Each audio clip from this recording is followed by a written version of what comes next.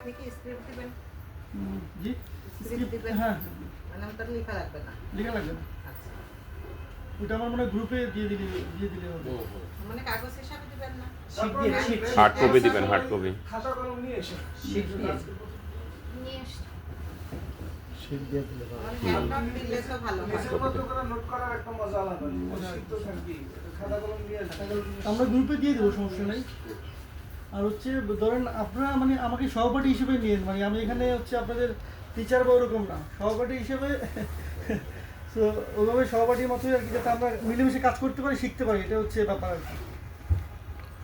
তো স্লাইডটা একটু দেন আমাকে। আচ্ছা হ্যাঁ দেন, বিসমিল্লাহ। আমাদের প্রথম তো আচ্ছা, প্রথম হচ্ছে আমরা আয়কর বলতে কি, মানে কর বলতে আমরা কি বুঝি, সবাই তো মোটামুটি জানি যে করটা আসলে কি। তারপরে একটু ডিসক্রাইব করা আর কি। তো কর শব্দটি বাংলা অভিধায় ট্যাক্স, খাজনা, রাজস্ব, শুল্ক ইত্যাদি উল্লেখ রয়েছে। করের ইংরেজি শব্দ ট্যাক্স, এটা আমরা সবাই জানি। তারপরে একটু ব্রিফ করা আর কি। এটার অর্থ হচ্ছে চার্জ করা বা আদায় করা। এখান থেকে আমার যে সংখ্যাটা সবচেয়ে বেশি ভালো লাগছে, যে প্রফেসর লিরয় বিলিউ বলেন, কর হলো সহজ ও সরলভাবে প্রত্যক্ষ বা পরোক্ষ চাঁদা, যা সরকার তার প্রশাসনিক ব্যয় নির্বাহ করার জন্য জনগণ বা পণ্যের উপর আরোপিত করে আর কি। তারপর হচ্ছে এটা হচ্ছে আপনার মূল কর, মানে কর দিয়ে আপনি কি হবে, যে একটা দেশ পরিচালনা হবে, একটা দেশের ব্যয় নির্বাহ করার জন্য। এই করটা কিন্তু আগে একসময় ছিল না, মানে সারা বিশ্বে একসময় কর ছিল না। যখন বিভিন্ন ওরা নিজস্ব ব্যবসা বাণিজ্য দিয়েই আপনার এটা করতো। তো যখন দেখা যাচ্ছে যে তাদের বিভিন্ন যুদ্ধ পরিচালনা করতে, যে ব্যয় নির্বাহ করতে পারতেছে না, তখন তারা একটা কর চার্জ করে দিয়েছে জনগণের উপরে। আবার এটা যে স্যার একটু আগে বললো যে মানে করটা কীভাবে, ওটা কিন্তু আবার ব্যালেন্স করা হয়, মানে আপনার উপর ইচ্ছা মতো চাপিয়ে দেওয়া হয় না, দেশের মানে ওভারঅল মানে ইসের উপরে আপনার ভিত্তি করে এটাকে করা হয় আর কি। তো আরেকটা সংজ্ঞা আমরা দেখতে পারি আয়কর আইনের 2-21 ধারা অর্থ, কর অর্থ আয়ের উপর প্রদেয় কর এবং যে কোনো অতিরিক্ত কর, অতিরিক্ত মুনাফা কর, অন্তর্ভুক্ত। এর ভিতরে হচ্ছে ফি আছে, জরিমানা আছে। স্লাইডটা একটু চেঞ্জ করবেন। আয়ের উপর কর, জরিমানা, সুদ, ফি ও চার্জ, এটা হচ্ছে আমাদের আয়কর আইনে আপনি মানে এটাকে কর বলা হয়, মানে আয়করের মধ্যে অন্তর্ভুক্ত করা হয়েছে। এটা আগে থেকে ছিল না, এটা 2023-এর আইনে এই পরিষ্কার ব্যাখ্যাটা আছে। চলে আসছে পরে স্লাইডটা। আচ্ছা, আয়কর বিষয়ক আইন ও প্রয়োজনীয় ডকুমেন্টস, আপনি হচ্ছে যে যখন আয়কর এটা কাজটা করবেন, আপনি অনেকগুলো এটার জন্য আনুষঙ্গিক সাপোর্টিং আইন লাগবে। এর মধ্যে কী কী আছে, আয়কর আইন 2023, একটু প্র্যাকটিক্যালি সবাই এটা দেখছেন, তারপর আমি একটু প্র্যাকটিক্যালি দেখাতে চাচ্ছি আর কি। এটা মোটামুটি সবাই সাথে রাখবেন আর কি, আয়কর আইন 2023, ঠিক আছে। এরপর আর কি কি লাগবে আমি মোটামুটি আপনাদের জন্য স্যাম্পল নিয়ে আসছি আর কি। যে শব্দটা বলছি আমি, আজকের থেকে সবাই নকল করবেন। নকল মানে এই বইটা থাকবে, এই বইটা দেখলে নকল হয় না, সাথে থাকবে। হ্যাঁ, আমি এটা হলো আমাদের পেশার। এটা হচ্ছে মূল আইন আর কি। আপনার এর আগে ছিল তো আয়কর অধ্যাদেশ 1984, মূল আইন হিসেবে বইটা পাওয়া যায় না, পাওয়া যায়, এটা বাজারে পেতে পারবেন। তারপর হচ্ছে আপনি যে কিয়াম হাসান একটা বই লিখছে, উনি হচ্ছে প্রতি বছর এটা আপডেট করে, ইনকাম ট্যাক্সের ম্যানুয়াল। এখানে আপনি কিভাবে মানে বিভিন্ন উদাহরণ দিয়ে দেখতে পারবেন আর কি। কিয়াম হাসান বাংলাতে লেখা আছে, এটা আমি দিব না, সব গ্রুপে দিব, ঠিক আছে, যেগুলো আপনার সাপোর্টিং বুকস হিসেবে। তারপর হচ্ছে যে আয়কর আইন ও তথ্য সংকলন, ঠিক আছে, এটা প্রতি বছর আপডেট হয়। প্রতি বছরই কেনা লাগে। হ্যাঁ, এটা কিনা লাগবে আপনার। এটা দিয়ে আপনি অনেক কিছু পাবেন, এর ভিতরে অনেক কিছু আছে, যেমন এখান থেকে আপনি জিপি রেট নিতে হবে, তারপর আপিল পদ্ধতি, অনেক কিছু চেঞ্জ হয় আর কি। তারপর অর্থ আইন আসবে প্রতি বছর। তারপরে আপনার আরেকটা লাগবে যেটা এসআরও আর কি, প্রতি বছর কিন্তু এসআরও আপডেট হয়, প্রতি মুহূর্তে আপডেট হইতেছে। এটার সাথে আপনি অনলাইনেও পাবেন, আবার বই কালেক্ট করে নিলে হয়। এটা হচ্ছে 25-26-এর লেটেস্ট। এখানে আছে আপনার হচ্ছে 1974 সাল থেকে 2025 পর্যন্ত। তারপর হচ্ছে আপনি হচ্ছে আরও লেটেস্টের জন্য ধরেন এই যে কর আদালত একটা পত্রিকা পাওয়া যায়, এটা বের হয় কয় মাস পর বের হয় স্যার? এটা প্রতি মাসেই বের হয় একটা, এটা একটা কালেক্ট করে নেবেন আর কি। এগুলো আপনি ওটাই রাজস্ববোর্ডের সামনে পাওয়া যায়। আসলে সমস্যা হলো কি, যে শুধুমাত্র আইন দিয়েই এই পেশা চলে না। মাঝে মধ্যে এরকম এছাড়াও আসে বছরের যে কোনো সময় আসতে পারে। এই জন্য আপনার চোখ কান খারাপ থাকবে। আপনি যে কোনো মুহূর্তে যেটা নতুন চোখে পড়লে এটা আপনি মিস করলেন, তো আপনি একটা জায়গায় ব্লাইন্ড রইলেন। এই জন্যে এই সাইডে কিন্তু পড়াশোনাটা বেশি। যেমন ওই কোর্টে সুবিধা হলো যে একটা মানুষ 2 বছরে অনেক কিছু ধারাবাহিকতা শেখা যায়। আর এখানে হইলো যে আপনি এমনও আছে যে একটা মাস আপনি পেশার থেকে ডিটাচ আছেন, আপনি এই 1 মাসে অনেক কিছু আপনি মিস করবেন এবং আপনি অনেক গুরুত্বপূর্ণ জিনিস আপনার জানা থাকবেন।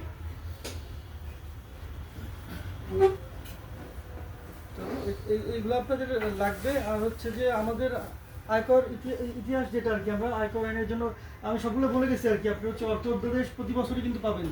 অর্থ অধ্যাদেশ 2025, এটা হবে অর্থ অধ্যাদেশ 2026। তারপর হচ্ছে এসআরও, তারপর বিচারিক সিদ্ধান্তগুলো আপনি এটার মধ্যে পাবেন, কর আদালতের মধ্যে পাবেন বিচারিক সিদ্ধান্ত। তারপর হচ্ছে আপনার আর 2টা জিনিস লাগবে, পরিপত্র। প্রতি বছরই তো পরিপত্র আসে এবং নির্দেশিকা। না, পরিপত্র জিনিসটা কি ওইটা বললে দেন।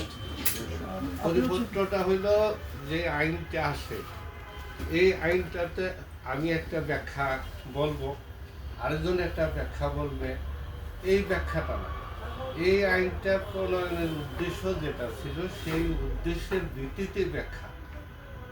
এই জন্য রাজস্ব বোর্ড যে পরিপত্র জারি করে, তার মানে একই যেন একটা বাক্যের অর্থ যেন আমরা সবাই একই বুঝি, ভিন্ন ভিন্ন না বুঝি। এই ভিন্ন ভিন্ন না বোঝার জন্য এই পরিপত্র প্রতি বছর একটা হ্যাঁ প্রতি বছর একটা হবে, মানে যে কয়টা আইন পরিবর্তন হইল ওই আইনে বা নতুন একটা ধারা সংযোজন হইল, ওই আইনে ওই ধারাটার ব্যাখ্যাটা কি হবে। আবার এটাও কিন্তু সংশোধন হয়। যেমন মনে করেন যে একটা বছর তারা বুঝতে পারলো যে আমাদের ব্যাখ্যাটা সঠিক হয়নি, পরের বছর এটার আবার আরেকটা সাপ্লিমেন্টারি ব্যাখ্যা আবার সংযোজন করলো যে আসলে এটার অর্থ এটা না, এটা এই জিনিসও অন্তর্ভুক্ত থাকবে। কিন্তু যেটা উনি বলছেন যে এই যে পরিপত্র, এই পরিপত্রটাই হইল মানে আমি আইনের এই ভাষায় আমি বললাম, আরেকজন বললো, আরেকজন লার্নেড আরেকজন বললো, যে কারণে বাংলা ভাষায় নিয়ে আসা হয়েছে। মানে কি আপনি যেন সবাই ওই শব্দটাই প্রয়োগ করে, ওই শব্দ ছাড়া অন্য কোনো শব্দ আপনি প্রয়োগ করতে পারবেন না, ওই ধারাই মানে ওই অর্থেই প্রয়োগ করবেন আপনি। তারপর হচ্ছে আমরা যেতে পারি দ্বৈতকরণ নীতি, ডাবল ট্যাক্সেশন পলিসি। হচ্ছে যে আপনি 2 দেশে বিজনেস করতেছেন, তখন দেখা যাচ্ছে যে ওই দেশে একবার ট্যাক্স দিয়ে আসছেন, আয় হয়েছে, আবার এই দেশে এসে ট্যাক্স দেওয়া লাগতেছে। এটাকে বলে দ্বৈতকরণ নীতি আর কি। তো দ্বৈতকরণ নীতি হচ্ছে এক দেশে কর দেয়, অনেক দেশে এই সমস্যার সমাধানে দ্বৈতকরণ নীতি পরিহার চুক্তি আছে আর কি। সেটা কীরকম ধরনের চুক্তি, যেমন আপনার দেশগুলো আমি বলে দিচ্ছি এখানে, Bharat, Pakistan, Sri Lanka, Malaysia, Singapore, Thailand দেওয়া আছে, এটা আপনারা পাবেন। এখানে হচ্ছে আপনাদের ওদের সাথে দ্বৈতকরণ নীতি থাকলে শুধু এক দেশে ইনকাম করলে আপনি শুধু ওইখানে ট্যাক্স দেবেন, আরেক দেশে এটাকে ট্যাক্স ক্রেডিট পাবেন। 2 দেশে আপনি দিতে হবে, আর যাদের সাথে চুক্তি নেই ওইখানে আপনি 2 দেশেই ট্যাক্স দিতে হবে, চুক্তি থাকতে হবে। ওই দেশের সাথে চুক্তি থাকতে হবে। ওটা একটা তালিকা পাওয়া যায় কোন কোন দেশের সাথে এই ট্রিটিটা, দ্বৈত চুক্তিটা বলা হয় ট্রিটি। এই ট্রিটিটা কোন কোন দেশের সঙ্গে বলবৎ আছে, এটা তালিকা পাওয়া যায়। আমার হচ্ছে আমাদের মানে একটাই উদ্দেশ্য থাকতে হবে, যখন আমরা ইনকাম ট্যাক্স প্র্যাকটিস করবো, আমরা শুধু নিজেদের আয় করার চেষ্টা করবো না, আমরা হচ্ছে সরকারের রাজস্ব দেওয়ার চেষ্টা করবো। অনেক ক্লায়েন্ট আমার কাছে আসে, তারা বলে কি, বলে যে জিরো দিয়ে দাও, জিরো দিয়ে দেন। ছোটো আমার অনেক বড় ভাই আসে, জিরো দিয়ে দাও, আমি দিতে পারতেছি না। আসলে তার ইনকাম আছে, ট্যাক্স আছে। যখন তারা আস্তে আস্তে কোশ্চেন করতে করতে তার সব বের হয়, তখন তাকে বোঝায় যে আপনি এটা জিরো দিলে কিন্তু এটা অডিট করা, মানে এটা ফাইলটা অডিটে পড়ে যাবে। অডিটে যদি পড়ে যায় আপনি তখন আর আপিল করার সুযোগ নেই, নতুন আইনে আপিলও করতে পারবেন না। তাহলে আপনি তখন ট্যাক্স অফিস যেই ট্যাক্সটাই ধার্য করবে ওইটাই আপনাকে দিতে হবে। আর আপনি যদি ট্যাক্সটা পে করেন সেক্ষেত্রে আপনার সুযোগ আছে। তো জি, এখানে মনে হয় একটা কথা আছে হ্যাঁ, যে জিরো রিটার্ন দিলে সমস্যাটা কি আছে। সমস্যা হলো আপনার পকেটে আর টাকা জমলো নাকি, আপনার পরবর্তীতে একটা জমি কিনবেন বা অন্য একটা কাজ করবেন, আপনি কিন্তু করতে পারবেন না। কেন করতে পারবেন না? আপনার ফাইলে কিন্তু টাকা নেই। সুতরাং আপনি ধরেন 1 লাখ টাকায় আপনি 5,000 টাকা ট্যাক্স দিবেন, বাট আপনার কিন্তু 95,000 টাকা আপনার পকেটে থাকবে। আপনি কিন্তু অন্য একটা কাজ করতে পারবেন 95,000 টাকা, যেটা দিয়ে আপনার 2 লাখ টাকা লাভ হবে। সুতরাং আপনি যখন ওইটা না করবেন, আপনি যদি ওই টাকা দিয়ে পরবর্তীতে একটা কাজও করেন, পরবর্তীতে অডিটে পড়ে যাবেন, অডিটে পড়ে গিয়ে আরো হস্তনস্ত হবেন, আরো বেশি টাকা খরচ করবেন। এর চেয়ে বেটার হলো আপনি জিরো রিটার্ন না শো করে আপনার যা ইনকাম আছে সেটাকে শো করা, এবং এটার যে ট্যাক্সটা আসে সেটা সরকারকে দেওয়া। আপনার সরকারের ঘরও ডেভেলপ হবে, সরকার শক্তিশালী হবে, সরকারের হাত শক্তিশালী হবে, আপনার নিজের মেরুদণ্ড সোজা হবে না, আপনার পকেট বাড়ি হবে, আপনি আরো ভালো ভালো কাজ করতে পারবেন। ধন্যবাদ। আগে তো এই জন্য আমাদের মানে মূল টার্গেট থাকবে হচ্ছে মানে আয়করের উদ্দেশ্য যেটা ওই অনুযায়ী আমাদের কাজ কিন্তু করতে হবে। আমার ভাই অনেক সময় যে আমরা যেমন মহিলারা 3.5 লাখ টাকার মতন যে কর ওর ভিতরে থাকে আপনার 4 লাখ এখন 4 4 লাখ, লাখ 4 লাখ তাইলে জিরো। ওর ভিতরে হয়তো ধরেন আমি আসছি, তাইলে আমি তো ওইটাই দেখাবো। হ্যাঁ ওটাই দেখাবেন, কিন্তু অনেকে থাকা অবস্থায় জিরোতে চলে আসে।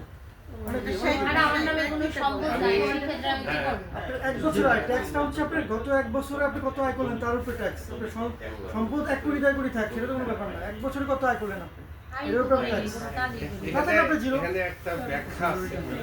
আমরা মনে করি কি যে আমি আমার সংসারের খরচ বাদ দিয়ে আমি ইনকাম হিসাব করব না, আপনার পেশার খরচের বাইরে ইনকামটা হিসাব হবে। আপনার ব্যক্তিগত খরচটা আপনার আয় থেকে যাইতে হবে। অনেকে আমাদেরকে বলে যে আমি তো সবকিছু করে ফ্যামিলি মেনটেন করে আমার তো কোনো টাকা থাকে না, কিন্তু আমার ফ্যামিলি এক্সপেন্সের টাকাটা এটা কিন্তু আমার আয়ের থেকে আবৃত্ত হইতে হবে। মানে মূল টাকাটাই দেখাতে হবে। হ্যাঁ মূল খরচের টাকাটা আগে। দেখাতে হবে। আপনি কিন্তু যে আমি কথাটা কোনটা বলছেন খরচ যে করলাম। আমি বুঝতে পারলাম যে আপনি কিন্তু একটু ছেড়ে দিচ্ছেন। আপনি বুঝাইতে চাচ্ছেন যে আমার যদি যা আয় হয় আমি তাই যদি আমি শো করি। আয় বলতে ডেফিনেশনটা একটাই, যে এখানে আপনার আয় যেটা হইল সেই আয়টা কিন্তু এখান থেকে পারিবারিক খরচ কিন্তু বাদ দিয়ে আয় হবে না, না এটা পারিবারিক খরচ হওয়ার আগে যে আয়টা হবে সেইটা। না হলে তো গভর্নমেন্ট কিছু পাবেন না। প্রশ্ন ছিল, হ্যাঁ আমরা ফার্স্ট টাইমে যখন দেখলাম যে এই বিষয়গুলোর উপরে কর হবে, যেমন জরিমানা, সুদ, এই জিনিসটা একটু বুঝাই দেন, কিসের জরিমানা কিসের সুদ? এটা কি আমি বলবো? বলেন জি, স্যার। স্যার। আপনি সময় মতো রিটার্ন দেন নাই, কথাটা খেয়াল করেন। এই নন সাবমিশনের জন্য আপনি আবার একটা নোটিশ পাইলেন। এখানে কিন্তু আয় আর ব্যয়ের কোনো প্রশ্নই আসলো না। করের কিন্তু আপনার কাছে মনে হইতেছে এখানে তো আমার কোনো করের কি আর প্রশ্ন, আমি রিটার্ন দেইনি, এখন দিলাম।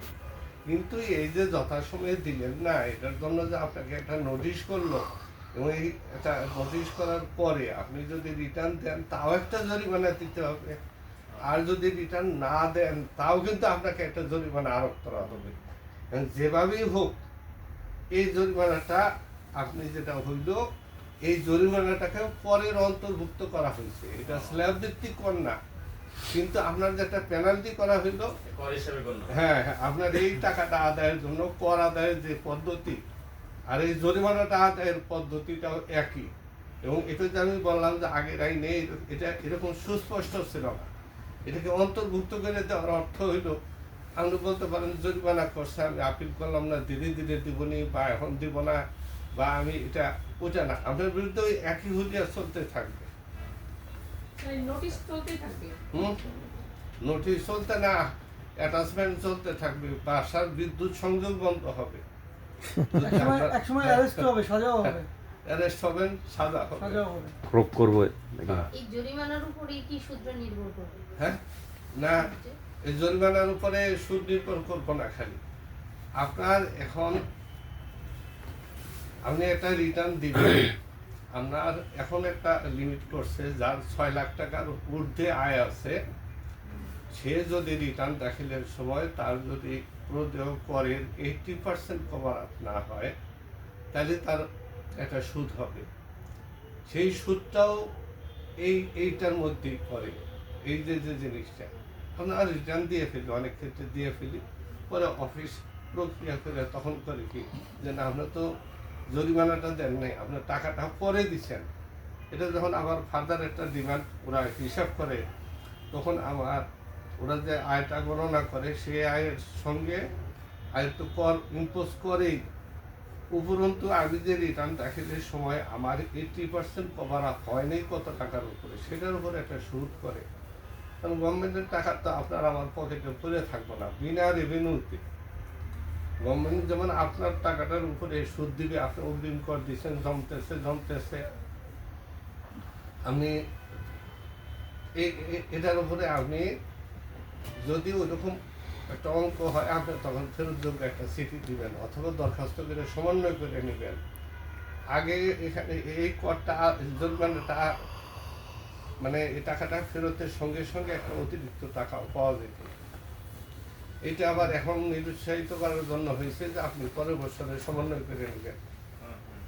এখন কিন্তু টাকা মূল টাকাটা ফেরত নিতেই বড় কষ্ট, আর জরিমানা তো এখন হয়ই না, জরিমানা এখন দিবেই না। একবার ট্যাক্সের পরবর্তীতে সমস্যা। হ্যাঁ, এই জন্য আপনি সমন্বয় করে নেবেন। আর সমন্বয়ের সিস্টেমটা এবারকার রিটার্নে বা রিটার্নে অনেক সহজ করছে। আপনি এখানে উল্লেখ করলেই হলো যে পূর্ববর্তী বছরে এত বছর return, এত বছর অথবা যে বছরে আপনার আছে ওই বছরটা আপনি উল্লেখ এখানে করতে হবে। উল্লেখ করলে এই টাকাটা আপনি সমন্বয় নিয়ে নিতে পারবেন। মানে এক বছর যে আপনি বেশি ট্যাক্স নিয়ে গেছে তাই বলে আপনি হতাশ হওয়ার কিছু নেই, পরের বছর ওইটা আপনার অ্যাডভান্স হিসেবে ওটা অ্যাডজাস্ট করতে পারবেন। যদি কি কম দেয় হ্যাঁ, যদি কি কম দেয় কম দিলে দিতে হবে। অ্যাডজাস্ট করা যাবে। না কম দিলে তো জরিমানা। করবে। তার জরিমানা ওইভাবে দিতে হবে। আর আপনি যেটা এখানে আমার মনে হয় ওনার প্রশ্নের মধ্যে এটা আছে কিনা, যেমন এই বছর আমি জরিমানাটা আমি রিটার্নটা দেওয়ার সময় আগের টাকাটা সমন্বয় করে দিলাম। না না, এখানে ধরেন আমি একটা বছরে আমি জানি 20,000 টাকা কম দিচ্ছি, হুম, এটা যেভাবে হোক ম্যানেজ করা হয়েছে, দিয়ে সাবমিট করে দিলাম। হুম। কিন্তু তখন আমার কাছে হয়তো গিল্টি ফিল মনে করলো যে হয়তো আমি দিতে চাচ্ছি, পরবর্তী ফিসকাল ইয়ারে বা পরবর্তী বছরে ওটার সাথে অ্যাডজাস্ট করে বা দেওয়া যাবে কিনা সেটা বলছি। এখন আপনি যখন ভলান্টারিলি কোনো কিছু ডিক্লেয়ার করবেন ওইটার আর দিবার সুযোগ পাবেন না। একটা ইনকাম বাদ করছে সেইটারে আপনি শো করার সুযোগ পাবেন, কিন্তু একটা টাকা আপনি এক বছরে দেন নাই, এটা তো ইনকাম ট্যাক্সের মামলা, কিন্তু বছরটারে মামলা গণনা তাহলে আমি আরেকটু আপনাকে সহজ করে দিই। ধরেন কেউ একটা দিয়ে দিল যে আমি এই চালানটা মানে আসলে ভুল দিয়ে দিল যে এই চালানটা ঠিক নাই, আমি 20,000 টাকা একটা ভুয়া চালান দিয়ে দিলাম। না ভুয়া চালান দিলে তো আপনার জেল খাটা লাগবে, আপনার অন্য কোনো বাক্য নাই। আর মিনিমাম 5 বছর। না ভুয়া চালানের এখন কোনো সুযোগই নাই। এখন যে পদ্ধতি আসছে আমি মনে করি যে এবার আমার একটু ব্যাখ্যায়িত হয়েছে, কারণ এই রিটার্নগুলি আমি করছি গত বছর। আমি মানে আমার রিটার্নগুলি বেশ একটু মানে আমাদের মতো বয়সে যেটা হয় যে রিটার্নগুলি থাকে একটু অন্যরকম রিটার্ন, করদাতারা উৎসাহিত থাকে না। তো সেক্ষেত্রে আমরা যে রিটার্ন জমা দিছি, তো ওই রিটার্ন এই যে এবারের যে পদ্ধতিটা এবার তো প্রায় ম্যান্ডেটরি, এখানে কিন্তু আপনার আর সুযোগই নেই। বরং সুবিধা হলো কি আপনি এখানে ক্লেম করবেন, ক্লেম করলে আমরা টাকাটা নিয়ে নিব। আর এখানে কম দেওয়ার কোনো সুযোগ নেই, নিবেই না, সাবমিট নেবে না, বরং কোনো ক্ষেত্রে ছেলেদেরকে মেয়েদেরকে ছেলে বানায় ফেলছে। ওই যে পরের স্ল্যাবটা যে 3.5 লাখ টাকা, বড় হয় তো ঠিক হয়ে যাবে। হ্যাঁ, এটা আমাদের এক করদাতার এরকম হয়েছে। এখন আমি চিঠি দিতে করছি, এটা এখন আমি বারবার আমার সঙ্গে মিলে না, কেন মিলে না বার করতে গিয়ে দেখি যে ওনারা 3.5 লাখ টাকার উপরে গেলেই কর ধার্য করতেছে। আমরা হচ্ছে যে আয়করের মানে মেইন উদ্দেশ্যটা কি, এটা হচ্ছে কয়েকটা পয়েন্ট আছে: রাজস্ব আদায়, তারপর হচ্ছে আয়ের পুনর্বন্টন, অর্থনৈতিক উন্নয়ন, সঞ্চয় বৃদ্ধি, পুঁজি বিনিয়োগ, সচেতনতা বৃদ্ধি, সামাজিক উন্নয়ন।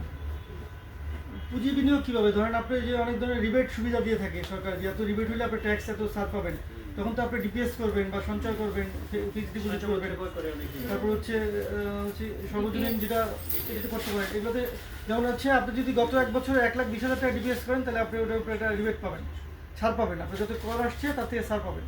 এই জন্য মানে এই ক্ষেত্রে আপনাকে মানে আয়করের উদ্দেশ্য হচ্ছে এটা। ভুল ভাই চেঞ্জ করে দেন, আপনি হাতে নিয়ে নেন না ভাই।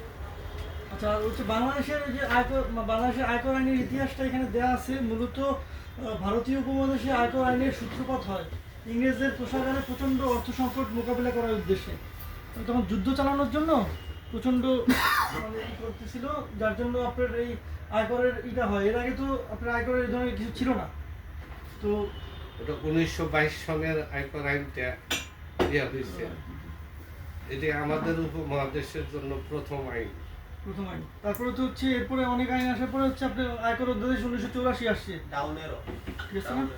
তারপর হচ্ছে 1984, তারপর হচ্ছে লেটেস্ট হচ্ছে যখন দেখছি যে আগের অধ্যাদেশ 1984 আমাদের কভার করতে পারতেছে না, অনেক ধরনের সমস্যা হয়ে যাচ্ছে, কারণ আইন কিন্তু আপডেট হয়ে যাচ্ছে, যেমন আমাদের অনেক আইনই কিন্তু আপডেট হয়ে যাচ্ছে, কারণ যুগের সাথে তালমেল যাচ্ছে না। সেই ক্ষেত্রে আয়কর আইন 2023 লেটেস্ট, এটা হচ্ছে লেটেস্ট আর কি। এটা তো অনেক সীমাবদ্ধ থাকতে পারে, এরপরে লেটেস্ট অন্য কিছু আসতে পারে, আপাতত এটা আসলে আমরা ডিসকাস করব। একটু কথা বলি, ইনকাম ট্যাক্সের আইনের লেটেস্টের কোনো শেষ নেই। আমি যদি একটা কথা বলছি, লেটেস্টের জন্য যে এসআরও মনে হয় না স্যার, এসআরও বা অর্থ অধ্যাদেশ আসে মানে- লেটেস্টের জন্য। একটা হইলো যে কোনো কারণে সময় মতো বাজেটে আনতে পারেনি, একটা এসআরও দিয়া একটা কিছু করে ফেললো, মানে প্রতি সপ্তাহে লেটেস্ট। এই জন্য নিয়ম হইলো কি, এই প্রেশার যদি আপনি প্রতিদিনই লেটেস্ট। আপনাকে যদি কেউ যদি একটু আসে না যে আপনার নাম্বার দিয়ে পড়াশোনা দিন। শুরু করতে চান, তাদের কাছে কক্সবাজার মাহফিল থেকে চাইবো, বলে দোয়াও আসে। চাইবো, আপনারা কষ্ট করতে এখানে আইসেন না, কারণ আপনার জন্য আরেকজনের মাথায় বাড়ি হয়ে যাবে, এত বড় একটা ক্ষতি হবো যে ও সারা জীবনের জন্য ও শেষ। এখানে আপনাকে আমার মনে হয় যে এই জন্য আমরা হয় কি যে কাকরাইল যখনই যাই আমরা ওই বেশিরভাগই যেমন এই যে লিটনের বই তো বেশি চলতেছে, আর এই লিটন তো চা দোকান থেকে আজকে কিন্তু লিটন আর লিটন নাই, Publication। এই যে লিটন পাবলিকেশন, এগুলো চাকরি দরকার, সে কিন্তু তার কোনো ডিগ্রি নাই, কিছু নাই। তার কিন্তু কোনো কিছু নাই। এই লিটন পাবলিকেশন দেখছেন, তার কোনো ডিগ্রি নাই, কিন্তু সে এই পেশার সাথে লেগে আছে, মানে সব বই সব এসআরও সব ও হ্যাঁ, সে তো প্রকাশ করে প্রকাশ করে হ্যাঁ, আর কি। প্রকাশক। পাবলিশ। প্রকাশক এই যে যে তারপর কারণে একটা মানে এত স্বল্প শিক্ষিত লোক যে এটা প্রকাশ করে যাচ্ছে, মানে এটা একটা বিশাল ব্যাপার। লোকটা মনে হয় জ্ঞান নেই, না, সেটার জন্য না। ব্যবসা মানে সে ওটা এত সুযোগ সে- পায়নি, সে রাজস্ব বোর্ডে ঘুরতে ঘুরতে সব এছাড়াও কালেকশন করে সেটাই ফেলে উনি সে হয়তো ব্রেন ছিল, প্রিপ্রিন্ট করে। সুযোগ পায়নি, ব্রেনটা এইভাবে কাজে লাগাইছে। এবং আসলে হচ্ছে কি আমরা চেষ্টা করলে আমরা সবই চেষ্টা সম্ভব। করার মানুষ, সবই সম্ভব। রহমতটা আল্লাহর তরফ থেকে আসে। কতগুলো- তাহলে উনি যদি পারে, তাহলে আপনাদের অ্যাকাউন্টিং পারেন না, এরাও তো পারবেন। হ্যাঁ। অবশ্যই পারবো, ইনশাআল্লাহ পারবেন অবশ্যই ইনশাআল্লাহ, পারবো। সমস্যা নেই। দেখেন, আর এরপর হচ্ছে আয়কর প্রদানকারী কারা? সাধারণ অর্থে আমরা কর প্রদানকারী বলতে বুঝি যিনি কর প্রদান করেন, উনি হচ্ছে আয়কর প্রদানকারী।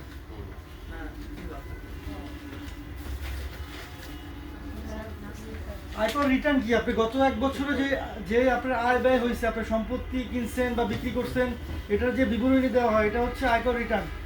এর সাথে আপনি যে ট্যাক্স প্রদান করা হয়, এটা হচ্ছে আয়কর রিটার্ন। করদাতার সংখ্যাটা বলে দেখে। সংখ্যাটা কি বলছিলেন? আচ্ছা। আরে নেন। না না সিঙ্গারা আচ্ছা, করদাতা হচ্ছে যে মিষ্টি করদাতা খান। যে করার যোগ্য অর্থ উপার্জনকারী কোনো ব্যক্তি, মানে হচ্ছে অর্থ উপার্জনকারী ব্যক্তি হইতে হবে উনি। না, যেমন- এখানে একটা কথা আছে, কোনো কারণে ডিপার্টমেন্ট ভুলক্রমে আপনাকে নোটিশ করছে, এক্ষেত্রেও কিন্তু আপনি সেক্ষেত্রে আপনি বাধ্য। করদাতা। ধরেন আপনার আয়কর হ্যাঁ। নাই, ইনকাম নাই, না, যেমন আমার কাছে মানে অনেক আপনি- মুড়ি বিক্রেতাও আসে, তার কাছে চিঠি চলে আসে, হ্যাঁ। রিটার্ন আমি করছি। এখন মুড়ি আপনি হলো। আইনি কি করবো? করদাতা।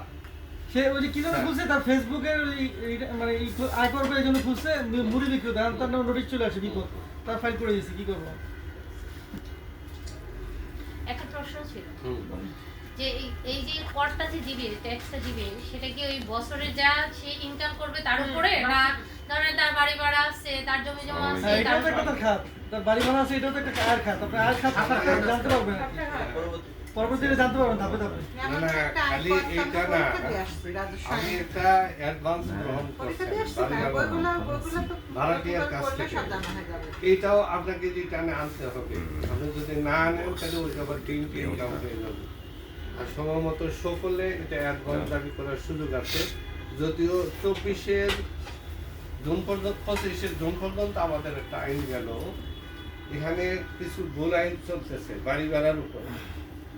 যেমন এর আগে ছিল যে আমরা যদি বাড়ি ভাড়া রেখে কিছু জামানত অগ্রিম টাকা নিতাম, সেই টাকাটা আমার আয়ের সঙ্গে যোগ হতো না। এবারকার রিটার্ন ফর্মে দেখবেন আপনি কোনো অ্যাডভান্স নিচ্ছেন কিনা, কোনো টাকা গ্রহণ করছেন কিনা ভাড়াটিয়ার কাছ থেকে, সেটাও আয়ের মধ্যে চলে আসছে। আবার কোনো টাকা সমন্বয় করছেন কিনা, সেটাও চলে আসছে। তার মানে কি একটি টাকার উপরে দুইবার হিসাব হইতেছে। অথচ জামানতের বেলায় কিন্তু হওয়ার কথা ছিল না। সিকিউরিটি ডিপোজিট কিন্তু এখানে অন্তর্ভুক্ত হয় নাই। ওটা কিন্তু আয়ের হিসেবে হওয়ার কথা না, না। ওটা তো অ্যাডভান্স। হ্যাঁ, ওটা আমার ওটা ভোট দিতে হবে, আবার সমন্বয় করতে হবে। আমরা যে সিটি কর্পোরেশন অফিসে যে ট্যাক্স দেই সেই ট্যাক্স আর এই ট্যাক্স কি একই? সিটি কর্পোরেশন অফিসের ট্যাক্স ওটা তো হচ্ছে আলাদা একটা ট্যাক্স। আপনার হচ্ছে এটা হচ্ছে আয়কর মানে ইনকামের উপর ইনকাম ট্যাক্স, আর সিটি কর্পোরেশন অফিসে যেটা ল্যান্ড ট্যাক্স, আপনার হচ্ছে বাড়ি হোল্ডিং ট্যাক্স। আপনার বাড়ির ট্যাক্স আর কি ওটা। এটা হলো বাড়ি ভাড়া আয় নিরূপণ করার জন্য অনুমোদিত যে খরচ আছে তার মধ্যে এটা একটা। ঠিক আছে? হ্যাঁ। ইনকাম ট্যাক্স নিয়ে না, কোম্পানি ট্যাক্সের সেটা হচ্ছে যে 18 বছরের পরে গিয়ে তো স্ল্যাব চেঞ্জ হয়, স্ল্যাবটা চেঞ্জ হওয়ার সাথে সাথে সেটা তো আপডেটেড হয় না, না হইল না। কিন্তু সেটা তো অ্যাপ্লিকেবল। হুম। সেই ক্ষেত্রে আমরা কিন্তু বাজেটটা যখন করেই দেয় সে তো পর বছরের উপরে বাজেটটা বলে দেয়, লিমিটেশন মানে স্ল্যাবগুলি বলে দেয়, যেমন কোম্পানির বলে দেয় যে এত পার্সেন্ট কর হবে। এটা এই জুন মাসে ফিক্স করে দিল, জুলাই থেকে ওই রেটে শুরু হবে। কিন্তু সেটা তো অ্যাভেলেবেল থাকে না, সেটা তো মানুষ জানে না। এখন আপনার উৎসে কর্তন হয়তো ওই ভিত্তিতে হইল না, কিন্তু আপনি ওই বছর সুবিধা পাবেন। আপনি মনে করেন যে যে খাতটার উপরে উৎসে কর্তন হয় নাই, আইনের যে ধারাটা প্রয়োগ হইলো একটা হলো সম্ভব মানে সম্ভাব্য যেটা সেটাই কিন্তু হয়। একটা হইলো যে আমি যা আয় করলাম 30 জুন 2025 পর্যন্ত 1 জুলাইতে আমি রিটার্ন জমা দিলাম, সেক্ষেত্রে আমার কি হবে, আমি এই কর হারটা ব্যবহার করবো, কিন্তু উৎসে কর্তনের জন্য কিন্তু এটা সম্ভব না। তখন মানে যে কথাটা বলছেন, যেমন আমার আমি যেটা বলছি সেটা হচ্ছে কোম্পানির যে এআইটি গুলো কাটা হবে, এটা যখন চেঞ্জ হয়ে গেল, গত বছরে যেটা হয়েছে আপনার বেসিক হার্ডওয়্যারের উপরে 3% ছিল, সেটা 5%, বাট এইটা আমাদের জানতে সময় লাগছে কয়েক মাস পরে। তো আমরা যখন প্রথম পর্যায়ে কোনো ইনভয়েস বা কিছু ইস্যু করা হয়েছে, সেভারাল কোম্পানি 3% করে গেছে, যখন সেটা গিয়ে ম্যাচিউর হয়েছে তখন এটা দেখা গেছে 5%। এই এসআরও গুলো আমরা বাজারেও তো পাচ্ছি না, অনলাইনে পাওয়া যায়, আপনি আসলে কিন্তু রাজস্ব বোর্ডের ওয়েবসাইটে গেলেই আপনি পাবেন। এই এমন একটা জিনিস না পাওয়ার কোনো কারণই নেই। আমরা এখন তো কত সুবিধা, আমরা আগে একটা এসআরও করতে গেলে আমরা কই যেতাম, আমরা বিভিন্ন জায়গায় জিজ্ঞেস করতাম, শুনতাম। আর এখন কিন্তু এটাতে না, আগে আমি যেটা বলছি ইন্ডিয়ার যে ওয়েবসাইটে ওয়েবসাইটে গেলে আপনি লেটেস্টটা পাবলিকেশনের মধ্যে এগুলি পাবেন। এই যে এটা হচ্ছে 2025 পর্যন্ত, এখনো তো এসআরও আসতেছে, এগুলো আবার ওয়েবসাইটে পাওয়া যাবে, ওটা আবার পরে বই আকারে আসবে। এসআরও তো লেটেস্ট পাওয়া যাবে, ওটা কনফিউজিং, কাছাকাছি পাওয়া যায় না আর কি, এটা একটা সমস্যা। তখন কাছাকাছি নিতে হবে, মানে পাওয়া যায় না এক্স্যাক্টলি যেটা চাচ্ছি ওটা পাওয়া যায় না, এটা সমস্যা এসআরও। তখন কাছাকাছি নিতে হবে নাকি স্যার?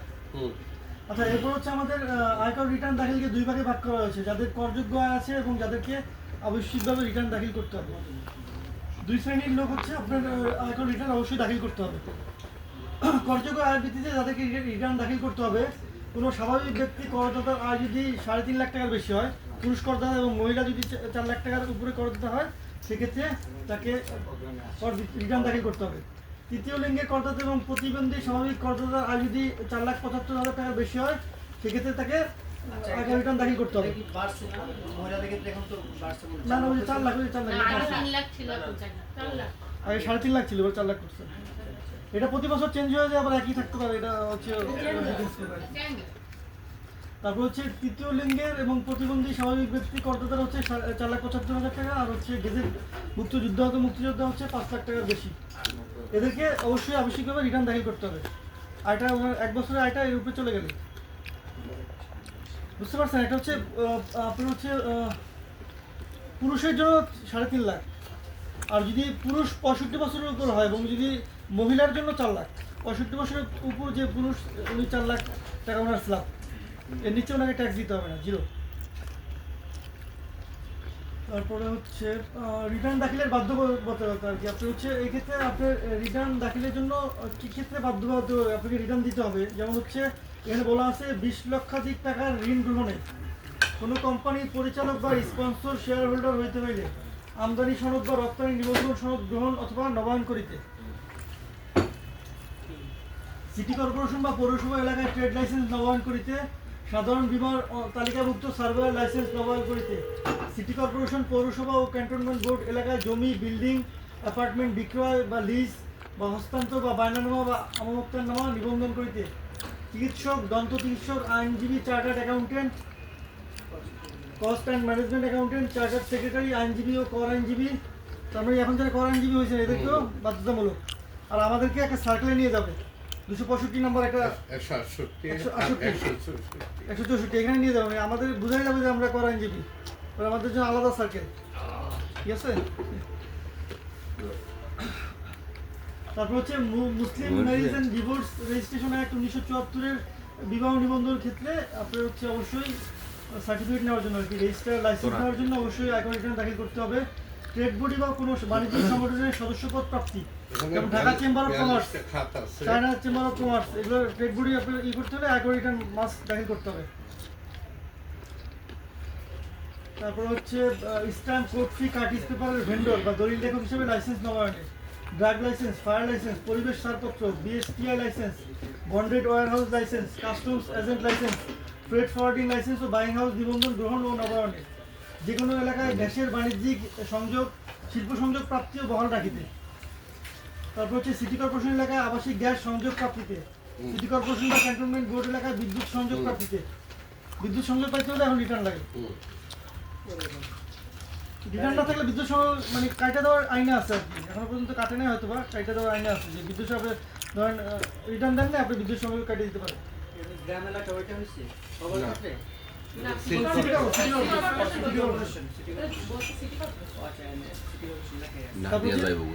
সিটি কর্পোরেশন বা ক্যান্টনমেন্ট বোর্ড এলাকায় বিদ্যুৎ সংযোগ প্রাপ্তিতে লঞ্চ, স্টিমার, মাছ ধরা ট্রলার, কার্গো কোস্টার, ডাম বার সহ যে কোনো প্রকারের ভাড়া চালিত নৌযানের সার্ভার সার্টিফিকেট গ্রহণ ও নবায়ন করেছে। পরিবেশ অধিদপ্তর বা জেলা প্রশাসনের কার্যালয় হইতে ইট উৎপাদনের অনুমতি গ্রহণ ও নবায়নে সিটি কর্পোরেশন, জেলা সদর বা পৌরসভার অবস্থিত ইংরেজি মাধ্যম স্কুলে শিশু বা পোষ্য ভর্তিতে, এখন কিন্তু ইংরেজি মাধ্যম স্কুলে ভর্তি হইতে কিন্তু লাগে এটা, যেমন রাজুকে এখন বাধ্যতামূলক করে দিছে, রাজুকে স্কুলে ভর্তি হইতে এখন লাগতেছে। রিটার্ন দিতে হবে, আপনার সন্তানকে রাজুকে স্কুলে ভর্তি করবেন, আপনার রিটার্ন লাগবে, রিটার্ন দিতে হবে, সনদটা লাগবে। ধরেন একজনের কালো টাকা, এটা কি সবটা মুখস্থ করতে ঘুষের হবে? টাকা, উনি কিভাবে ওটা পূরণ করবে? বাচ্চাকে ভর্তি করবে, উনি বেতন পায় 30,000 টাকা, বাচ্চার বেতন দিচ্ছে 30,000 টাকা, Critical question, sir. উনি কি করবে? তার জন্য এ দেশের কোনো জায়গায় কোনো ব্যবস্থা নেই। নেই। ব্যবস্থা হলে আগে সোরের থেকে সাধুর দলে নাম লেখাইতে হবে, তারপর সে সাধু হিসাবে ওই স্কুলে ভর্তি করতে যদি হবে। ধরেন এরকম সুযোগ থাকে যে কালো টাকা সাদা করার অনেক সময় আগে যেমন সুযোগ দিছিল আর কি, অনেকগুলো এছাড়াও দিয়ে সুযোগ দিছিল যে আপনি এত টাকা ট্যাক্স দিয়ে কালো টাকা সাদা করতে পারবেন, ওরকম যদি সুযোগ আসে তাহলে পারবে, এটা নাইলে আর সম্ভব না। না, সাদা লাইনে আর যে পাচ্ছে না। জিনিসটা বিবেচনা করে নাম দিয়া এখানে একটা ন্যূনতম, ওরা শুধু আয়টা বোঝে, বাৎসরিক ইনকামটা কত, সেক্ষেত্রে সে এবছরে একটা আয় শো করলো যেটা মোটামুটি একটা তার মানে এটা বোঝার মতো যে ওই ফিসটা দেওয়ার মতো ক্ষমতা তার আছে, আছে। সেরকম আদার্স ইনকাম দেখাতে হবে, যে হ্যাঁ। ব্যবসা করি। আদার্স ইনকাম শব্দ কেন, আসলে কোনো লোকেরই ইনকাম নাই, কথা সত্য। আর যার ইনকাম নাই সে এই যার ছেলের কাছ থেকে পায়, না হয় মেয়ের কাছ থেকে পায়, নাহলে বাবার কাছ থেকে পায়, নাহলে শ্বশুর বাড়ি থেকে জোর করে যৌতুক আনে, তো সেটারও তো একটা সমাধান আছে। আপনি আসবেন, আমি করে রাখবো। আচ্ছা, তারপর হচ্ছে দশম গ্রেড, তারপর হচ্ছে পৌর আচ্ছা কোম্পানি, তারপর হচ্ছে সিটি কর্পোরেশন, জেলা সদর বা পৌরসভা অবস্থিত 12টার বেশি কিছুতেই থাকা যাবে না। কোম্পানির এজেন্সি বা ডিস্ট্রিবিউশন গ্রহণের নবায়নে, আগ্নেয়াস্ত্রের লাইসেন্স গ্রহণেও মানে আপনি পিস্তল নিতে হলে লাগবে, যেমন আমার কাছে একটা ট্যাক্স ফাইল আসছে, ওদের হচ্ছে মানে প্রতি বছর 1 লাখ টাকা করে দিতে হবে, নাদের লাইসেন্স পাচ্ছে না, এরকম ফাইল আছে। ওরা তো হয় নাই, কিন্তু 3 বছর দেখাইছি, এবার লাইসেন্স পাইছে আর কি। তো অস্ট্রেলিয়া লাইসেন্সের জন্য আপনার রিটার্ন দিতে হবে। তারপর হচ্ছে আমদানির উদ্দেশ্যে ঋণপত্র খোলায় 10 লক্ষাধিক টাকার মেয়াদি আমানত খোলায় ও বহাল রাখিতে, 10 লক্ষাধিক টাকার সঞ্চয়পত্র ক্রয়, পৌরসভা, উপজেলা, জেলা পরিষদ, সিটি কর্পোরেশন বা জাতীয় সংসদ নির্বাচনে অংশগ্রহণে। তারপর হচ্ছে দশম গ্রেড বা তদুর্ধ্ব পদমর্যাদার গণকর্মচারী বেতন ভাতাদি প্রাপ্তিতে, স্বাভাবিক ব্যক্তি ব্যতীত অন্যান্য করদাতাদের ক্ষেত্রে মোবাইল ফাইন্যান্সিয়াল সার্ভিস বা মোবাইল ব্যাংকিং বা ইলেকট্রনিক উপায়ে টাকা স্থানান্তরের মাধ্যমে এবং মোবাইল ফোনের হিসাব রিচার্জের মাধ্যমে কমিশন ফি বা অন্য কোনো অর্থপ্রাপ্তির মাধ্যমে, যেমন বিকাশ, নগদ, এগুলোর মাধ্যমে যে কমিশনগুলো পাচ্ছে না তাদেরকেও রিটার্ন বাধ্যতামূলক। কোনো নিবাসী করদাতা কর্তৃক অ্যাডভাইজরি বা consultancy service, catering service, event management service, জনবল সরবরাহ, নিরাপত্তা সেবা সরবরাহ বাবদ কোনো কোম্পানি হইতে অর্থ প্রাপ্তিতে, বীমা কোম্পানির এজেন্সি সার্টিফিকেট গ্রহণ ও নবায়নে। এগুলো আপনি একটু দেখে নিন নাকি? ভাই 12টা বাজে কিন্তু মাহবুব ভাই আর বুঝে কিনা নিবাসী অনিবাসী কি জানেন না কোশ্চেন করতে বাংলাদেশি আর অবাংলাদেশি। হ্যাঁ না, এখানে দুইটা শব্দ, Residence, বাংলাদেশি বাংলাদেশি না বাংলাদেশে বসবাসকারী না বাংলাদেশি নিবাসী আর বাংলাদেশি অনিবাসী। অনিবাসী হ্যাঁ ইংলিশে বলে রেসিডেন্স আর নন রেসিডেন্স। হ্যাঁ এখন বাংলাদেশি সবার জন্যই কিন্তু করের হার একটা করে দিছে, যে কারণে এখানে আর কোনো সমস্যা নেই। ধরেন বাংলাদেশের একজন প্রবাসী আছে, তার কিন্তু এখন রিটার্ন দেওয়া লাগবে না। যখন সে বাংলাদেশে আসবে 90 দিনের মধ্যে টাকা দিতে হবে। তার যদি এই দেশে অন্য কোনো ইনকাম থাকে তাহলে তাহলে সেটা দিয়ে না দিতে কিন্তু হবে। বাইরের যে তার ব্যক্তি ইনকামের বাংলাদেশে টাকাটা যদি জায়গা দেশে নিয়ে কোনো আসে বা সম্পদ কোনো করে তাহলে property তাকে আছে, দিতে তার হবে না? income কিন্তু দিতে হবে। না, সে তার যদি এখানে ইনকাম না থাকে দরকার নাই। তার যদি একটা বাড়ি থাকে, যেমন বাড়ি তার বা ফ্ল্যাট, ইনকামটা বাংলাদেশে পাঠাই এটা না, যদি তার এই একটা বাবাই। নাম্বার থাকে একজন একটা ফ্ল্যাট আছে, সে বাইরে থাকে, তার রিটার্ন ফ্যামিলি হলো সহ, তো 3 কিন্তু বছর বাংলাদেশে দিতে হবে। ফ্ল্যাট আছে, Minimum সে এখানে three ভাড়া years। পায়। ইনকাম আছে তাহলে তার দিতে হবে। হ্যাঁ, ইনকাম থাকলে দিতে হবে, বাংলাদেশে না হলে। রিটার্নটা কন্টিনিউ করা আর ধরেন আমি চলে গেছি হঠাৎ করে বিদেশে, এখন আমি যখন বাংলাদেশে আসবো তার আমার 90 দিনের মধ্যে আমাকে রিটার্ন দিতে হবে। আচ্ছা মাহবুব ভাই তার দ্রুত শেষ করে দেন 12টা বাজে। এগুলো দেখে নিয়ে গ্রুপে দিয়ে দিব না? আজকে মতো। না বুঝলে পরে জিজ্ঞেস করো। না দিলে ডিস করে দেবেন, অসুবিধা নেই। তারপর দেখেন আপনি হচ্ছে রিটার্ন দাখিলের তো এখন দুইটা পদ্ধতি আছে, একটা হচ্ছে স্বনির্ধারণের পদ্ধতি আর একটা হচ্ছে সাধারণ পদ্ধতি। মনে করেন যে যারা গত বছর রিটার্ন দেয় নাই তারা এখন সাধারণ পদ্ধতিতে দিবে, আর হচ্ছে যারা রেগুলার রিটার্ন দিয়ে যাচ্ছে স্বনির্ধারণের পদ্ধতিতে রিটার্ন দিবে। অনলাইন। আমার মনে হয় শোনেন, এগুলি আপনার যখন যা ধরবেন রিটার্নের আসলে ম্যানুয়ালের ভিত্তিতে আচ্ছা মাহবুব ভাই, এই তো প্রথম ক্লাস তো, আমাদের বাংলাদেশে কি কি ট্যাক্স আছে এইটাকে একটু ধারণা দেন, ট্যাক্স কয় প্রকার, কোনটা আমরা দিচ্ছি, ঠিক আছে? বেসিক একটু টুকটাক ধারণা, আর কি আচ্ছা, কি ট্যাক্স ডে তো আর আপনারা কোন জানেন, বইটা- ট্যাক্স ডে হচ্ছে আপনার ধরেন নভেম্বরের 30 তারিখে হচ্ছে ট্যাক্স ডে। মানে আপনার হচ্ছে গত ধরেন এই বছরের 30/6/2025 আপনার ইনকাম ইয়ার শেষ, আপনার ট্যাক্স ডে হচ্ছে 30। হ্যাঁ, হচ্ছে অর্থ বছর, পয়লা জুলাই অর্থ বছর থেকে। আলাদা। অর্থ বছর হচ্ছে আপনার 24-25, আর আমরা এখন চলতেছে কর বর্ষ 25-26। তার মানে কি আপনি হচ্ছে 24-25 যে ইনকাম করছেন ওটা আপনি হচ্ছে 25-26 যে আপনাকে কর দিতে হবে। অ্যাসেসমেন্ট ইয়ার আর এটা হচ্ছে কর বর্ষ, অ্যাসেসমেন্ট ইয়ার, এটা হচ্ছে ইনকাম ট্যাক্স ইয়ার, ফিনান্স এটা আর কি। আর হচ্ছে এটা হচ্ছে আপনি 90 ডে পরে বাড়ায়, যেমন এবার হচ্ছে বাড়ায় ডিসেম্বর করছে, আবার জানুয়ারি করছে, এটা বাড়াইতে পারে সরকার চাইলে, স্পেশাল পাওয়ার। ওটাই বাড়ালে সব। কিন্তু আপনার পরবর্তীতে হচ্ছে আপনাকে জরিমানা দিতে হবে। এটা কি এসআরও আসবে, এটা এই বানানোটা? বাড়ানোটা হচ্ছে আপনার নোটিশ দেবে, ইন্ডিয়া নোটিশ দেবে। ধরেন আমি আমাদের বাংলা 24-25 মাহবুব ভাই করে না। মাহবুব ভাই আমি সময় আছে 24-25 তো, দাখিল কিন্তু। করেছি, হুম, কিন্তু 25-26 দাখিল করিনি। হুম। ওটা কি আমার সময় আছে? এখন দিয়ে সময় আছে, আসতে জানার হবে। কোনো সময় আছে। 30 নভেম্বর শেষ হয়ে গেছিল, কিন্তু সময় বাড়াইছে আর কি। একবার তো বলছিল যে সব সময় দেওয়া যাবে কিন্তু জরিমানা। মানে এই না, সময়ের না, মধ্যে আমাকে ওইটা দিতে আগে হবে। ছিল। গত বছর। এমনকি আমি ওদের বলতেছি গত 25শে জুন পর্যন্ত 30শে জুন পর্যন্ত 24-25 তাহলে আমি 23-24 আয়করে গেলাম, রিটার্ন দেওয়া আমার কাগজপত্র দিলাম, 1000 টাকা নিল, দিয়ে আমাকে একটা কাগজ দিল। তাহলে এবার আবার কোথায় যাবো? এবার আপনি নিজেই করবেন, নিজে করাবো আপনাকে ইনশাআল্লাহ। আর যদি না পারেন মাহবুব আপনার ভাই। 1000 টাকা কে নিল? ওই অফিসের লোকটা নিয়েছে। অফিসের লোকটা নিয়েছে। আচ্ছা, রিটার্ন কিভাবে দাখিল করবেন দেখেন, আপনি হচ্ছে এমনি কিন্তু করে না। আপনি হচ্ছে এখন ই রিটার্নের মাধ্যমে করতে পারবেন, নির্ধারিত সার্কেলে দূতাবাসে। তার মানে যারা বিদেশে আছে তারা চাইলে দূতাবাসে করতে পারবে, রিটার্ন সাবমিট করতে পারবে। তারপরে হচ্ছে আপনার আপনি এটা তো আমি বলছি আপনাকে যে 3.5 লাখ টাকা পর্যন্ত শূন্য পুরুষের ক্ষেত্রে, আর বাকি স্ল্যাবগুলো দেওয়া আছে দেখেন। এরপরে পরবর্তী আয়ের উপর এইভাবে কর ধার্য হবে। এটা প্রতি বছর চেঞ্জ হতে পারে, এটা আপনাকে খেয়াল রাখতে হবে। আর পুরুষের ক্ষেত্রে দেখেন হচ্ছে, এটা হচ্ছে পুরুষের ক্ষেত্রে, আর মহিলার ক্ষেত্রে হচ্ছে 4 লাখ টাকা, 4 লাখ টাকা পর্যন্ত হচ্ছে শূন্য। তারপর হচ্ছে মহিলা এবং হচ্ছে 65 বছর তদুর্ধ্ব বয়সে কন্ট্রোলের ক্ষেত্রে হচ্ছে এটা। আবার তৃতীয় লিঙ্গও আছে, তাই না? এই জিনিসগুলো আসলে এইভাবে হবে না। না, যেমন একটা ট্যাক্স ক্যালকুলেশন এখানে হইলে হ্যাঁ। এটা সবাই একসঙ্গে করলো, ব্যবহারিক যখন যাবেন তখন বুঝতে পারবেন না কি সব। হাতে কলমে আছে, হাতে কলম। কিন্তু স্যার মানে আগে থিওরি না দিয়ে হাতে কলমে দিয়ে দিলে আপনারা বুঝবেন না কিন্তু। আগে আপনাদেরকে অ্যাকাউন্টিং করাইতে হবে, তারপরে যাবো ওইটাতে। আগে অ্যাকাউন্টিং করাইতে হবে। এখানে তো কোম্পানির ট্যাক্সটাও শিখাবো। হ্যাঁ, জি। কোম্পানির ট্যাক্স। কোম্পানি এবং ব্যক্তি দুইটাই।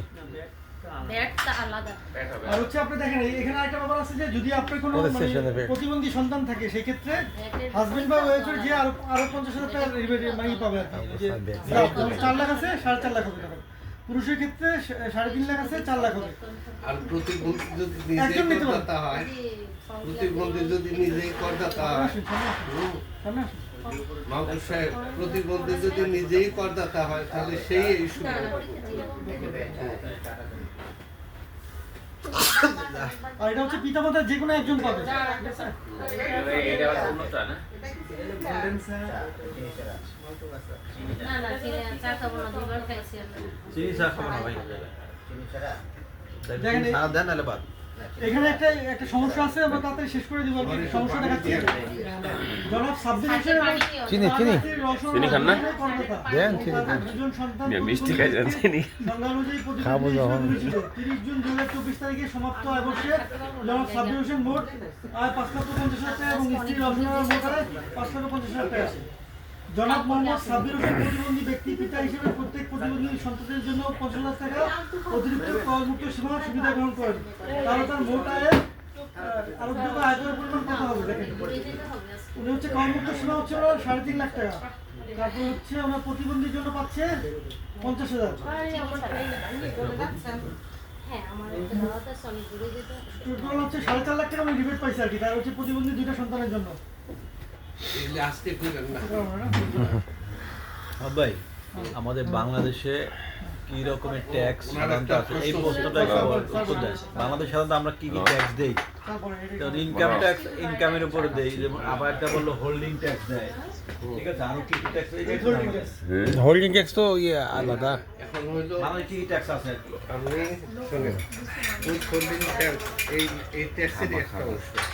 যেমন করদাতাদের এর আগে তো ছিল প্রতি মাসে ভ্যাট রিটার্ন দিতে হতো। আবার ফার্মের বেলায় এবং কোম্পানির বেলায় এই প্রতি 3 মাসে একটা রিটার্ন জমা দিতে হয়, যেটাকে উইথহোল্ডিং ট্যাক্স রিটার্ন বলে। টাকাটা কর্তন করে রাখলেন আপনি, সেই টাকাটা একটা রিটার্ন আপনি মনে করেন সবসময় কিন্তু ব্যবসায়িক লেনদেন ঘটে কখন কখনই তো ইচ্ছে করবর্তনটা হয়, তাহলে আপনি করকর্তন হইল এটা আপনি পরের মাসে রিটার্ন দিবেন।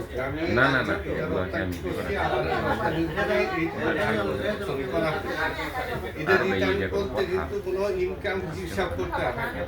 তাহলে আপনার রপ্তানিযোগ্য বা আমদানিযোগ্য পণ্যের মূল্যটা বলতে হয়, আর সেই সাথে কত টাকা করকর্তন করা হয়েছে বা সে জমা দিচ্ছে এইটা লিখতে হয়। আচ্ছা বাবু ভাই রাখি, হ্যাঁ আমি ধরেন একটা ব্যাংকে জব করি, ঠিক আছে, আমার সব ধরনের ট্যাক্স কত পার্সেন্টেজ, কত ভ্যাট, কত পার্সেন্টেজ, ওইটা আমি কোন বইতে পাবো? এটা কোন বইতে পাবো? কোন বইটা কিনলে আমি ধরুন সব ধরনের ট্যাক্স এত পার্সেন্টেজ, সব ধরনের ভ্যাট এত দিতে হবে, কোনটা? আমরা ভ্যাটের বইতে আলাদা,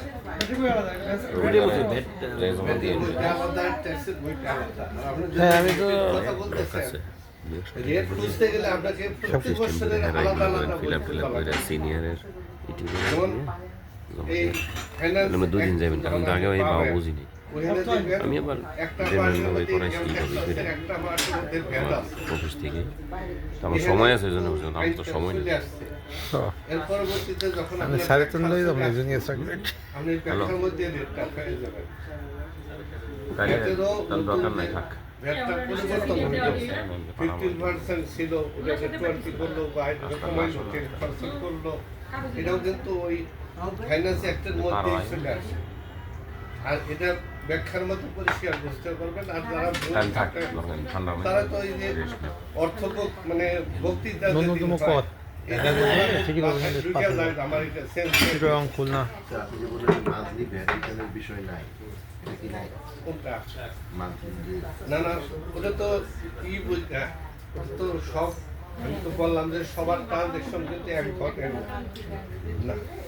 এখন আপনি মনে করেন যে আপনি সরবরাহকারী, আপনার সরবরাহ করছেন, বিল পাচ্ছেন, 3 মাস পান নাই, কিন্তু জাস্ট আপনাকে নীল হইলেও এনেও বেশি যে আগে দোকান থেকে বিরোই খুববার অনেক শেষ পর্যায়ে না হ্যাঁ আর একবার তো চারটা অনেক আছে 5 তারিখে লাস্ট তাদের প্রচুর বলিয়াম এমন লোক আছে যে তার 10টা ব্যবসা আছে De ido উপরে ফটো বানিয়া নাকি ট্রেড নেমের উপরে আমাদের ইয়ে দিতে হয় একদিন শেষ আমি আমার পাশে আমার অফিসে দিই আমরা যেমন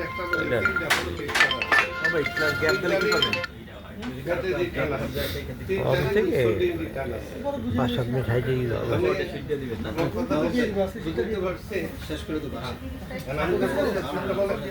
আমি বলছি একটা আছে আপনার এই ঘটনা ঘটলে আপনার রিটার্নটা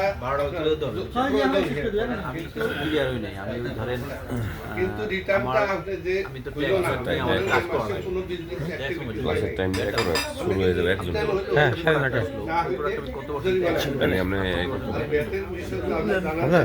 প্রিলিমিনারি পাই পরে আপডেট আসতে আসতে ঘটনা এইটা বলতে দিয়ে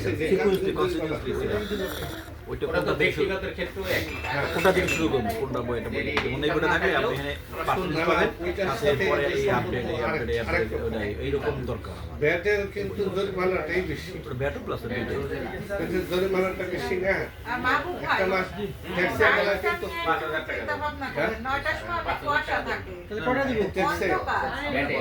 9:30 দেন 10 কিলো আগে 3-10 খুবই অন্ধকার থাকে ওপেনিং 9:30 দেখা যাচ্ছে না তো যে 10টা থেকে 8টা কি করে গেছে। দশটা তো আসতে দেরি করে ফেলবে না 9:30 দিলে 10টা আসবে 9টা দিলে 9:30 আমার মনে হয় যে বাঙালি এই কোনো কিছু পাইতে গেলে তো কোনো কিছু দিতে হয় যেমন যে আজকে যেমন আসছে যেমন আমি আসছি যেমন এই ভাই আসছে মানে যাদের ইচ্ছা আছে কিন্তু 3 চলে আসে যত এদের অনেক দূরে চলে আসে কিন্তু আয়শা যদি আবার আপনার কাছে ওই ভাই আসছে অনেক দূরে থেকে সেই কথা তো জানো ভাই গাজীপুর মোবাইল গাজীপুর মোবাইল থেকে আসছে এখন তাহলে এই 9টায় মাসটা একটু আর্লি এখন আমার কথা হলো কোনটা ভাই টাইম দিবেন একজন হইলো শুরু করে দিবেন স্যার 9:30টায় এটাই হলো কথা ক্লাস শুরু করে দেন তাই না ভাই তাহলে সবাই সময়ের মূল্যটা বুঝবো লেট করে আসবে সে 5-10 মিনিট পর থেকে শুরু করবো রাইট আপনার টাইমটা এক্স্যাক্টলি রাখেন তাহলে আমরা নেক্সট ইস্যু হচ্ছে মানে অনেকেই অ্যাকাউন্টিং পারে না অনেকে পারে আমরা পারি না আমি নেক্সট ক্লাস হচ্ছে আমাদের অ্যাকাউন্টিং শুরু করতে হবে কোর্স মডিউলটা দিয়ে দিন আমরা পারি না আমরা আর্টসের ছাত্র আমরা সমাজ কল্যাণের ছাত্র ওইটা কিভাবে কি টপিকটা কিভাবে সাজাইছেন দিয়ে দিন আমি অ্যাকাউন্টিং বইটা কিনে হিসাব বিজ্ঞানটা হ্যাঁ কোন বছরে হেলালুদ্দিন মনে হয় এটা বছর আমরা হ্যাঁ কোন লেখকের আমার তো কোনো পাবলিকেশন আমরা এর আগে তো সব বই পাই যাই হ্যাঁ হ্যাঁ আমরা তো পারবো না আমরা না তাক খেলা সব সম্ভব প্রিন্সিপাল অ্যাকাউন্টিং একটা বই আছে প্রিন্সিপাল অ্যাকাউন্টিং ইংলিশ মিডিয়ামেরটা হবে BTC হবে না কেন বিটিসি একাডেমি ওই যে সব দিয়ে নাম সহ Yeah, বাজার sir. কিনে নেবেন ইন্টারমিডিয়েট বলা হয়েছে এই তো দাদা দিছেন মোটামুটি সবটা বুঝে দুর্বল অসম্ভব ছোট এখানে থোনা ইন্টার হইলে মোটামুটি একটু আপগ্রেড হলে ডিগ্রিটা হইলে আরো ভালো বসে কিন্তু বসে সব ইন্টারটাই শিখলে পরে এই থাকবো তিনটা ওইখানে আমি মিলে ওটা ওটার সঙ্গে আমরা মিলে ওটা দেন আমরা ওটা যারা বিবিএমবিএ করে আমি কথা কম। অ্যাকাউন্টিং বই পড়ায় প্রিন্সিপাল অ্যাকাউন্টিং ওইটা কিনলে আপনার বেসিক জিনিস থেকে একবারে ব্যালেন্স শিট কিন্তু ওটা পর্যন্ত আবার পড়া কারণ আপনার ওটা আবার ইংরেজি তো ওটা আবার অনেক আমি তো মনে করছি আপনার মগো দেশের লোক বলছেন এই হ্যাঁ জিনিসটাই ঠিক আছে intermediate- চুমুক বালা করে দিচ্ছি দুই পার্ট বাংলাটা লাগবে তাহলে বলতে সহজে কারণ Intermediate- আর্টসের স্টুডেন্ট তো আপনি কি মুখে দেখেন দাদা অনার্সেরও আছে না ডিগ্রিরও আছে ইন্টারেরও আছে আপনি ইন্টারমিডিয়েট থেকে ইন্টারমিডিয়েট না, থেকে এই যে যেটা বলছেন আপনারা কি করবেন আপনারা কোচিং করতে আপনারা তো কি আপনারা শিট দিবেন না কিছু দিব তো ওইটাই তো শিখবো আমরা না শীত তো অবশ্যই দিব তার সাথে সাথে আমরা শীট ওটা একটা নিব শীট লাগলে আমরা শীতটা দিলে আমরা বাসায় দেখলাম এক্সট্রা কিনতে চাই কিনবো আমরা তাহলে ওইগুলাই পড়বে ওটা সামারি করবেন আপনারা শোনেন আপনাদের নিজের পড়ার কোনো বিকল্প নাই রাইট এখন হলো বয়স হয়ে গেছে পড়ার টাইম আছে নেক্সট ক্লাস হচ্ছে 9:30 আপনারা নেক্সট ক্লাস কিছুই শেখাবো না আপনি একটু কথা বলেন আপনি মনে করেন যে আপনি শিখবেন এই দুই দলের মধ্যে দুই কম্পিটিশন থাকে আমি চেষ্টা করবো 100 ভাগ না শিখাইতে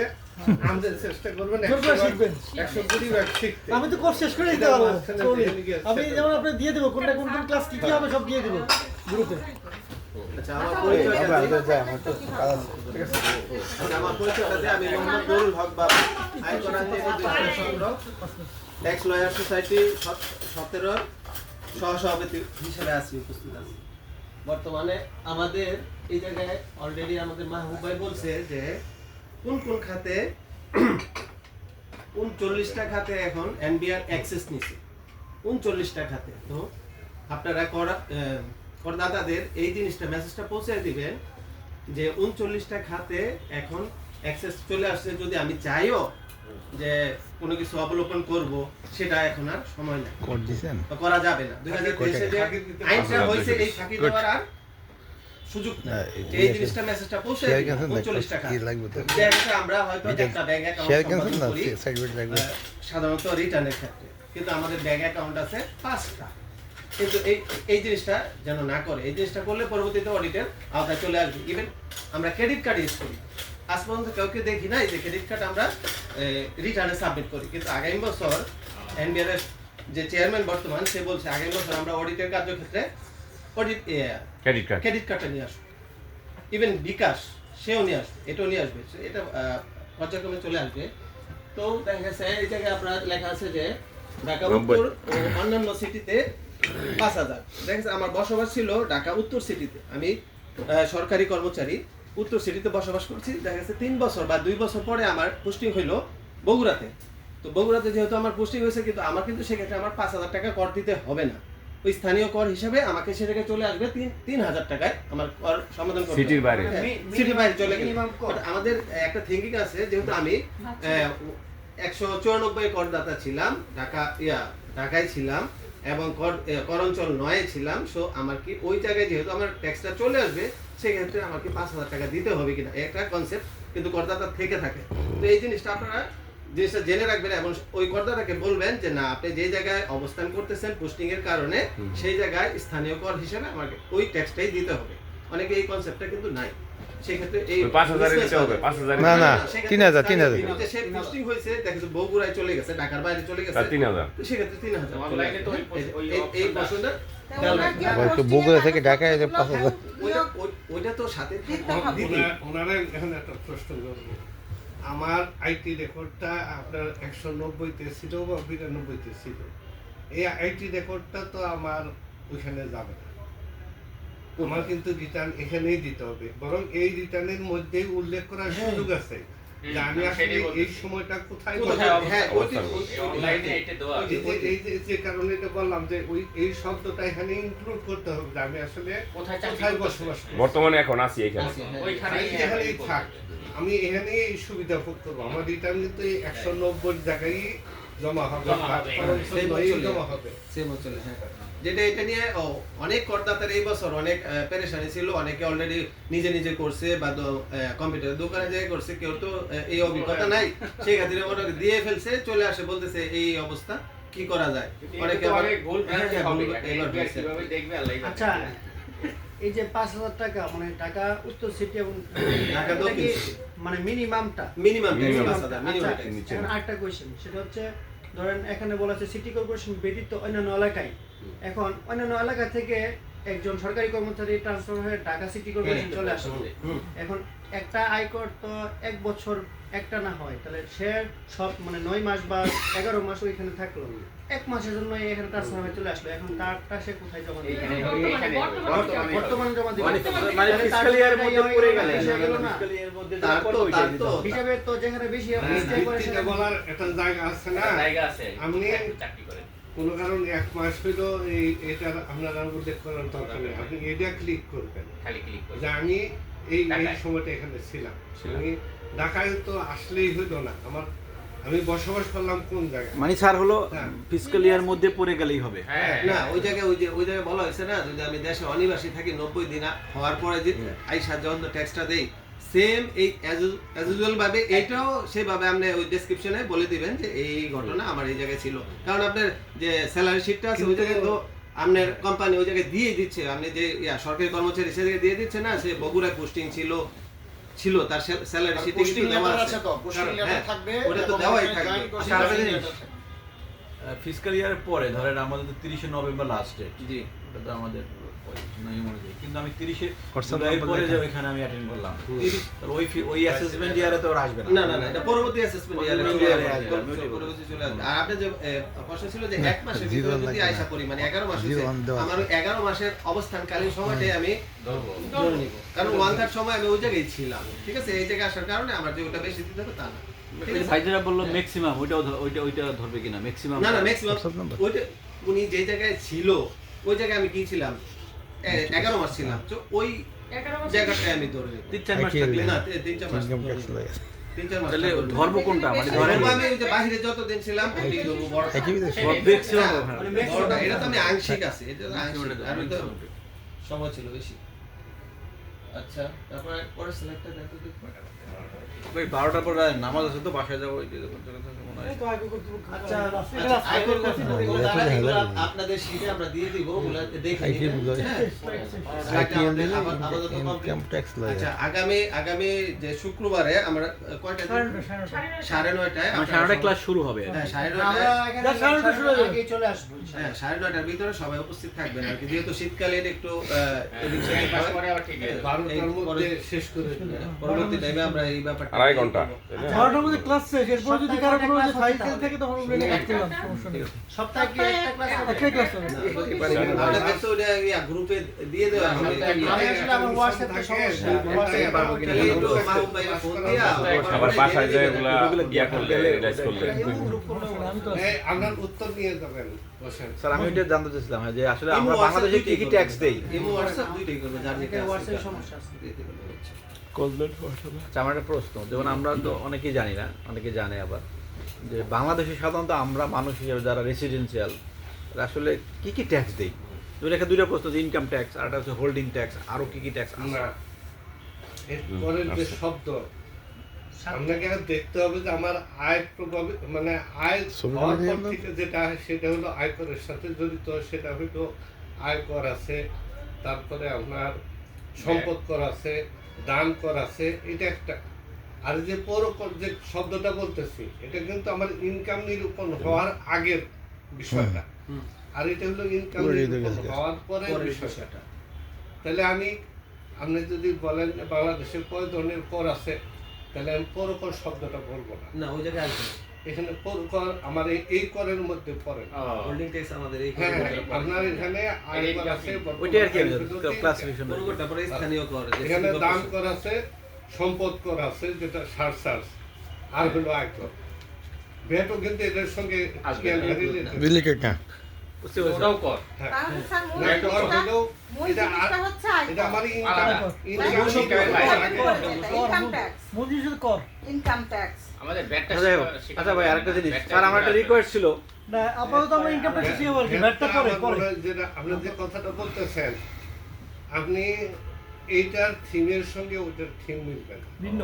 এটার প্রক্রিয়ার সঙ্গে ওটা এইটা শুধু আমরা ইনকাম ট্যাক্স, ব্যাটের জন্য আবার পরবর্তী রাজস্ব বোর্ডে দুই ভাগে বিভক্ত। হ্যাঁ আমরা কথাটা বলতে ট্যাক্স ব্যাট। হ্যাঁ, মাস পিপলের জন্য আপনাকে ইনকাম ট্যাক্স এটা হলো, তারপরেও ভ্যাটও আপনার কাটাকাটি আছে করে।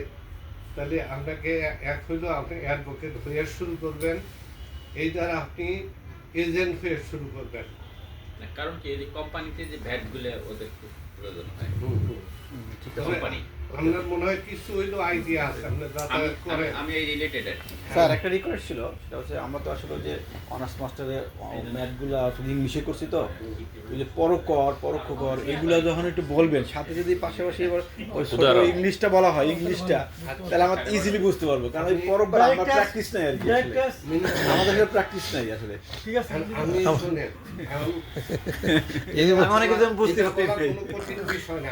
ইউনিভার্সিটি ভালো বুঝি, বিশ্ববিদ্যালয় বিশ্ববিদ্যালয় ফর্মে মিলে না। এখন আমাদের আমরা আগে ছিলাম, মানে সবাই এক সময় ছিলাম বাঙালি, এখন হয়েছে বাংলাদেশি, এখন আবার পুরোপুরি বাংলাভাষী বাঙালি হয়েছে।